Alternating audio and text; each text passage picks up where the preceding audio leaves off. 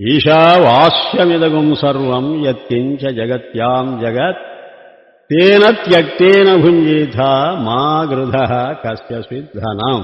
ఇది ఈశావాస్యంలో మొదటి మంత్రవర్ణం. అద్భుతమైన వర్ణం ఇది. ఈ మొత్తం ప్రపంచమంతా ఈశ్వర స్వరూపమే. దాన్ని నీవు అలాగే భావించి దర్శిస్తూ పో జీవితాంతం. యత్కించ జగత్యాం జగత్, ఏ కొంచెం మేర నువ్వు ఈశ్వర స్వరూపానికి భిన్నంగా చూచినా అది పొరపాటు. కారణం ఏమిటంటే ఒకే ఒక పదార్థం ఉంది, అదే సత్యం, అదే వస్తువు, అదే స్వరూపం. ఇక మిగతాదంతా దాని ఆభాసే. ఆభాసను చూచినా చూడకపోయినా ఒకటే, నష్టం లేదు. నేను నీడ వైపు నువ్వు చూస్తే ఎంత, చూడకపోతే ఎంత. ఆ తరంగాల వైపు చూస్తే ఎంత, చూడకపోతే ఎంత. జలమనేది ఏమిటో దాని స్వరూపం పూర్తిగా గుర్తిస్తే చాలు కదా. ఇక తరంగాలో బుద్బుదాలో ఫేనమో ఆవర్తమో ఎన్నైనా ఉండని, ఎన్ని ఉన్నా ఆ జలమే అన్ని రూపాల్లో కనిపిస్తున్నదని అర్థం చేసుకున్న తరువాత ఆ అనేకత్వాన్ని చూచినా ఒకటే, చూడకున్నా ఒకటే. చూడండి ఎంత ఉన్నదో అర్థం. ఈశావాస్యమిదగం సర్వం. అందుకే మేం చెబుతున్నాం, వస్తు సిద్ధంగా అది ఈశ్వర స్వరూపమే ఒప్పుకున్నాం. కాని నీ బుద్ధికి రావటం లేదా అనుభవం. కనుక నువ్వు ఒక పని చేయి. వాస్యం, it is your duty to perfume. ఏంటి పెర్ఫ్యూమ్? ఈశ్వర వాసన పట్టించు. కొత్తగా పట్టిస్తే అది ఈశ్వరుడు అవుతుందా అండి? ఆ ఉపనిషత్తు చెప్పే మాట వినండి ఎంత చమత్కారంగా ఉందో. ఈశ్వర వాసన మనం ప్రపంచానికి పట్టించాలి. కొత్తగా పట్టించింది ఎప్పటికీ ఉండదు, పోతుంది. మళ్ళీ రంగు బయటపడుతుంది, ప్రపంచం రంగు. ఆయన ఉద్దేశం ఏమిటి? మహర్షి ఉద్దేశం ఇది ఈశ్వర స్వరూపమే, వస్తు సిద్ధంగా ఇది ఈశ్వర తత్వమే. అందుకే మేం చెబుతున్నాం పట్టించమని. వస్తు సిద్ధంగా ఈశ్వర స్వరూపమైతే మా ప్రశ్న, కొత్తగా పట్టించడం దేనికి? ఈ ప్రశ్న చూశారు. అసలు ఈశ్వర స్వరూపమేగా, ఇంకా మళ్ళీ ఈశ్వరుడు ఈశ్వరుడు అని మనం ఆ వాసన దానికి పట్టించవలసిన అవసరం ఏమి? అవసరం ఏమిటో తెలుసా? అది ఈశ్వర స్వరూపమైనా నువ్వు చూడటం లేదు. మనకే ఎసరు పెట్టింది ఉపనిషత్తు. మన పొరపాటే మనకు బయట పెట్టి చూపుతున్నది. మేము చెబుతూ ఉన్నాం విను, అది ఈశ్వర స్వరూపమే, అది వస్తు సిద్ధంగా అదే బై ఇట్ సెల్ఫ్. కానీ నీకు బుద్ధి సిద్ధం అవటం లేదు. ఏం చేయమంటావు? అది న్యూయార్కే, ఎయిర్పోర్ట్లో విమానం ఆగింది, అందరూ దిగుతున్నారు, నువ్వు దిగకుండా కూర్చున్నావు. ఇంకా న్యూయార్క్ రాలేదేమో అని అంటున్నావు. వాడికైనా మతుందా? న్యూయార్క్ వచ్చింది, దిగిపోతున్నాం అంటే అది న్యూయార్క్లో ఉన్నా న్యూయార్క్ అని గుర్తించలేదు. అలాగే ఇప్పుడు ఈశ్వర చైతన్య సాగరంలోనే తలమున కలిగి ఉన్నాం మనం. ఇప్పుడు మనం ఉన్నది ఎక్కడో కాదు, బెదవాళ్ళలో కాదు, ఈశ్వరుడిలో. చూడు ఎంత చిత్రంగా ఉందో. మరి నువ్వేమంటున్నావు? ఆ ఈశ్వరుణ్ణి విజయవాడ అనుకుంటున్నావు. అర్థమైందా? అంచేత ఉపనిషత్తు ఏమని చెబుతున్నదంటే, నీవు ఉన్నది ఈశ్వర స్వరూపంలో, నువ్వు కన్నది ప్రపంచం. కనుక నీవు ఉన్నదేదో ప్రత్యభిజ్ఞ మళ్ళా గుర్తు చేసుకుంటే అప్పుడు ఈశ్వరుడు. అందుకోసం సాధన చెయ్యాలి. సాధన చేశామంటే ఏదో కొత్తగా సాధించి పట్టుకున్నామని కాదు. అద్వైతి సస్తే చెప్పడా మాట. బికమింగ్ లేదు మాకు. 1000 మార్లు చెప్పా బీయింగే. ఇక బీయింగ్ను బికమింగ్గా ఎందుకు మారుస్తున్నారండి మీరు? మేం మార్చటం లేదు. నువ్వు బీయింగ్ అని అర్థం చేసుకోక మల్లగొల్లాలు బడుచుకుంటే మేము మీకు సలహా ఇస్తున్నాము, రే నువ్వు ఉన్నది అదేరా అని గుర్తు చేసుకో అంటున్నాం. చూడండి ఎంత ఉందో ఆ ఒక్క మంత్రవర్ణంలో. ఈశావాస్యమిదగం సర్వం. కనుక ఈశ్వర భావనతో చూసుకో ఈ మొత్తం ప్రపంచాన్ని. ఏ కొంచెమో చూచి తృప్తి పడకో. యత్కించ జగత్యాం జగత్, ఏ అంగుళం మేర ఉన్నదో అదంతా ఈశ్వర స్వరూపమే.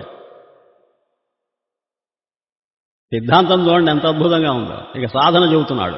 ఏన త్యక్తేన భుంజీత.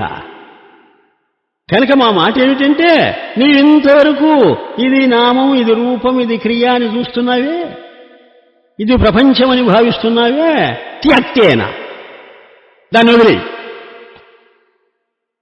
నీ నోషన్ వదిలి. అక్కడ పదార్థం కాదు, పదార్థం పరమాత్మే. నువ్వు ఆ పదార్థాన్నే ప్రపంచం అనుకుంటున్నావు, ఆ తత్పదార్థాన్నే ప్రపంచంగా భావిస్తున్నావు. కారణం త్వంపదార్థం శుద్ధిగాక, నీ బుద్ధి శుద్ధిగాక. అంచేత నీ బుద్ధి శుద్ధి చేసుకొని చూడు, అద్దాలు పెట్టుకొని చూడు, అప్పుడు క్లియర్గా కనపడుతుందని అంటంలే డాక్టరు. డాక్టరు మామూలుగా చూస్తే ఏం కనపడ, ఇది పోయి అద్దాలు పెట్టుకుంది, ఇప్పుడు బాగుందా? ఇప్పుడు బాగా. ఎలా అంటున్నావు? అలాగే ఉపనిషద్ ఋషి మనకు కళ్ళజోడు సప్లై చేశాడు. చేసి ఈ అద్దాలు పెట్టుకొని చూడు, ఈశ్వరుడు అనేటువంటి కళ్ళద్దాలు పెట్టుకొని చూడరా, మీ దుంపలు దగ్గర ప్రపంచమంతా ఈశ్వర స్వరూపమేరా, సర్వం ఖల్విదం బ్రహ్మ అయమాత్మా బ్రహ్మ. ఎందుకు మమ్మల్ని ఊరికే వాగిస్తారు మీరు? తేనా, అందువల్ల మేము చెప్పే మాట ఏమిటంటే, ఇక సాధన చెబుతున్నాడు. త్యక్తేనా, నేనింతవరకు చూసిందంతా అబద్ధం, వదిలేయి. అబద్ధాన్ని దగ్గర పెట్టుకుంటాడు ఎవడైనా? లేని పదార్థాన్ని నెత్తిన పెట్టుకుంటాడా? ఆ ఎండమావుల్లో స్నానం చేస్తానని అక్కడ దిగుతాడా? వాడికైనా బుద్ధినదే? ఎండమావులు రావి, అవి నీళ్లు కావు. త్యక్తేనా, అది త్యాగం అనే మాటకు అర్థం, అది సన్యాసం అనే మాటకు అర్థం. ఎన్ని భావాలు తొంగి చూస్తున్నాయో చెప్పలేను ఆ మంత్రవర్ణంలో. అయితే అంతా వదిలేయమంటారండి, మళ్ళీ పొరపాటు పడు. అంతా వదిలేయమని ఎవడు చెప్పడు. నీవు పొరపాటుపడి చూస్తున్నదేదో అది వదిలి. మరి ఏది పట్టుకోవాలంటారు? భుంజీత. అక్కడ ఏదుందో అది పట్టుకో. అక్కడ ఏదుందో అది చూడమంటామే గాని నువ్వు చూసింది అక్కడ ఉందని అనం మేము. నువ్వు చూసింది ఉందనుకుంటే సంసారం, అక్కడ ఉన్నది నువ్వు చూస్తే సాయుధ్యం. నీవు కన్నదే సత్యం అనుకుంటే మేము చెప్పలేం. ఉన్నది నువ్వు కనగలిగితే అది బ్రహ్మాండం. భుంజీత, ఆ ఉన్నదాన్నే పట్టుకో, అనగా సత్సామాన్యాన్ని పట్టుకో, సద్విశేషాన్ని కాదు. చిత్సామాన్యాన్ని పట్టుకో, చిద్విశేషాన్ని కాదు. విశేషమే సంసారం, సామాన్యమే పరమాత్మ. భగవద్గీత ఎంత స్పష్టంగా చెప్పిందో ఈ మాట. నిర్దోషం హి సమం బ్రహ్మ సమోహం సర్వభూతేషు నమే ద్వేష్యోస్తి న ప్రియ. నేను సమంగా ఉన్నాను రా బాబు, మీరు విషమంగా చూస్తున్నారు నన్ను. సమ అనే మాట భగవద్గీతలో 20-30 సార్లు.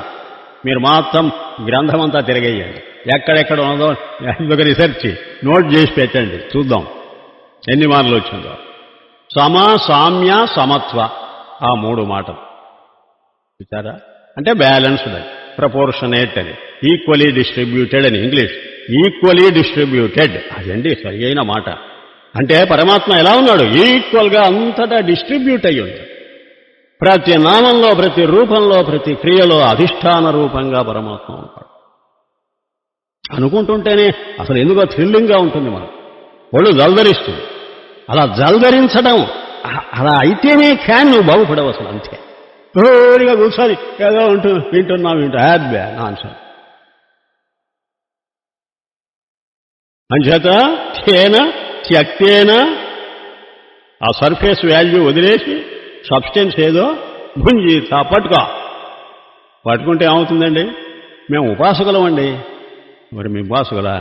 భక్తులమండి, భక్తులా? కర్మిష్ఠులమండి, కర్మిష్ఠులా? యోగాభ్యాసం ఎందుకు చేస్తున్నావు ఇదంతా? ఏవో కోరికలు ఉన్నాయి. అదిగాలని కోరకుండా ఎవడైనా భజన చేస్తాడా, ఉపాసన చేస్తాడా, ధ్యానం చేస్తాడా, యోగాభ్యాసం చేస్తాడా చెప్పు నాకు. ఆఖరికి ఆరోగ్యం కోసమైనా చేస్తాడా? ఉపనిషత్తు ఏమని గ్యారంటీ ఇస్తున్నదో తెలుసా? నువ్వేదేది కోరుతున్నావో అదంతా కోరకుండా నీకు లభిస్తుంది. ఆ మాత్రం చాలా. కోరకుండానే కోరికలన్నీ తీరుతాయండి. అవును, సమస్తము పరమాత్మ స్వరూపంగా చూస్తున్నప్పుడు సమస్తం ఎక్కడుంది? నువ్వు కోరేదంతా సమస్తంలోనేగా. ఆ సమస్తమంతా పరమాత్మలో లయమైపోయింది, శక్తి రూపంగా ఉంది. అది ఆ శక్తిని వ్యక్తం చేసుకోగలిగితే చేసుకోవచ్చు. ఎప్పుడు నువ్వు పరమాత్మవైతే. ఇప్పుడు పరమాత్మ అయినా కోరుతాడా చెప్పండి. పరమాత్మకు కోరిక ఉన్నదా? మరి భగవద్గీత అంతా విన్నారుగా.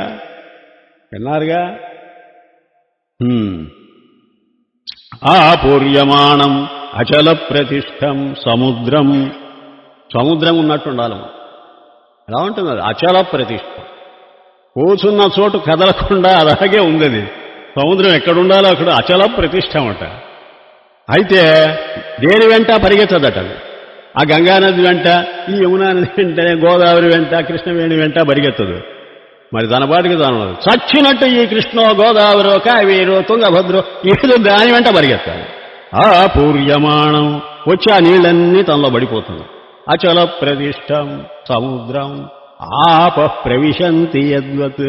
ఆ నీళ్ళన్నీ వచ్చి దానిలో ఎలా పడిపోతున్నాయో తద్వత్ కామ. చూచారా? యం ప్రవిశంతి సర్వే. ఉపాసన ఎగిరిపోయిందే. ఇంకా మనకు తెలివి లేకపోతే తిరుపతి, కాంచి, కాళహస్తి పరిగెత్తాలి. లేకపోతే నోరు మూసుకొని విజయవాడలో పడి ఉండాలి.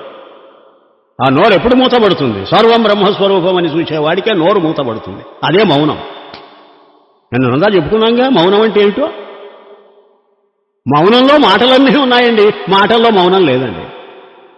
ఒక్కొక్క మాటలో మహామౌనం అంతా వచ్చి కూర్చుంటుందా? అందుకనే భగవద్గీత ఓ మాట చెప్పాడు, నత్వహం తేషు, వాటిలో నేను లేను, తేమయి, అవే నాలో ఉన్నాయి. చూసారా? అద్భుతమైన స్టేట్మెంట్ అది. ఎం ప్రవిశంతి సర్వే స శాంతిమాప్నోతి. అప్పుడే వాడికి శాంతి అట. ఆ కోరికల వెంట పరిగెడితే శాంతి లేదు. అందుకనే ఉపాసకులు శాంతి లేదు, కర్మిష్ఠులకు శాంతి లేదు. ఎందువల్ల? వాడికి ఇంకా ఏదో కనపడుతూ ఉంటుంది. వాట్ నెక్స్ట్ అని అడుగుతున్నంత వరకు నో పీస్ ఆఫ్ మైండ్. ఒక్కటే మాట. ఇంకా నెక్స్ట్ లేదు, ఉన్నదంతా ఇదే, అది నా స్వరూపమే అని ఎప్పుడైతే గుర్తిస్తాడో ఆ జ్ఞానంలోనే శాంతి. ఇంకా దేనిలో శాంతి? ఇది కూడా గీతే చెప్పింది మనం. జ్ఞానం లబ్ధ్వా పరాం శాంతిం అచిరేణాధిగచ్చతి. అద్భుతమైన శ్లోకం కదా అది. ఆ స్టేట్మెంట్ చూడు. జ్ఞానము నీకు ఉదయిస్తేనే పరమమైన శాంతి. అంటే ఏంటి అర్థం? కర్మలో లేదు, భక్తిలో లేదు, ధ్యానంలో లేదు, ఇంకో దానిలో లేదు, ఇంకో దానిలో యోగాభ్యాసాల్లో అసలు లేదు. ఇక నోరు మూసుకొని పడడం మంచిది.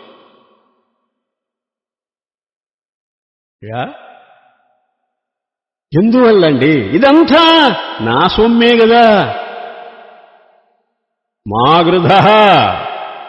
నువ్వు దేనికోసం ఆశపడవద్దు. ఆశపడితేనే ఉపాసన పెట్టుకుంటావు. నాకు తెలుసు, తిరుపతి ప్రయాణం ఆశపడే పెట్టుకుంటున్నావు. కస్య స్విద్ధనం. ఈ డబ్బంతా ఎవరిది?